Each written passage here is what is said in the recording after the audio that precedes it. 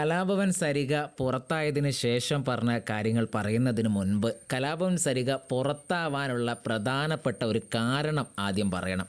കലാഭവൻ സരിക പുറത്താവാനുള്ള പ്രധാന കാരണം എന്ന് പറയുന്നത് അക്ബർ അപ്പാനി കൂട്ടുകെട്ടിൽ പെട്ടു എന്നതാണ്. ആ കൂട്ടുകെട്ട് ഒരു മോശമായത് കൊണ്ടല്ല, അക്ബറും അപ്പാനിയും പറയുന്നത് മാത്രം കേട്ട് പ്രതികരിക്കുന്ന, അല്ലെങ്കിൽ അവർക്ക് വേണ്ടി പ്രതികരിക്കുന്ന ഒരു കലാഭവൻ സരികയെ പ്രേക്ഷകർ കണ്ടു. അങ്ങനെ പ്രേക്ഷകർക്ക് കലാഭവൻ സരികയോടുള്ള ഇഷ്ടം കുറഞ്ഞു പോയി എന്നുള്ളതാണ്.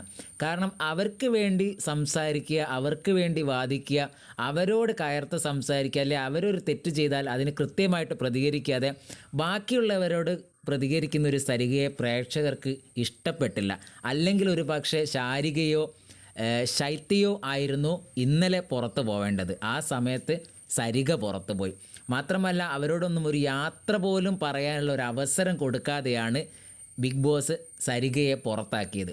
പുറത്തിറങ്ങിയ സരിക പറഞ്ഞത് തന്നെ നോമിനേറ്റ് ചെയ്തത് ഒന്ന് അഭിലാഷും ഒന്ന് ഒണിയനുമാണെന്നാണ്. അത് കൃത്യമായിട്ട് സരിക മനസ്സിലാക്കി. അവരെ തന്നെയായിരിക്കും തന്നെ നോമിനേറ്റ് ചെയ്യാവുന്നത്. അവർ ആണ് സരികയെ നോമിനേറ്റ് ചെയ്തതും. ഇപ്പോൾ സരിക പുറത്തിറങ്ങിയപ്പോൾ പറഞ്ഞതും അത് തന്നെയാണ്. തനിക്ക് മിസ്സ് ചെയ്യുന്നതൊന്ന് അക്ബറിനെയും ഇവരെയൊക്കെയാണ്. തന്നെ നോമിനേറ്റ് ചെയ്തത് അഭിലാഷും ഒണിയനുമാണെന്നാണ്. എന്തായാലും സരികയെക്കുറിച്ചുള്ള നിങ്ങളുടെ അഭിപ്രായം കമൻറ്റായി രേഖപ്പെടുത്തുക.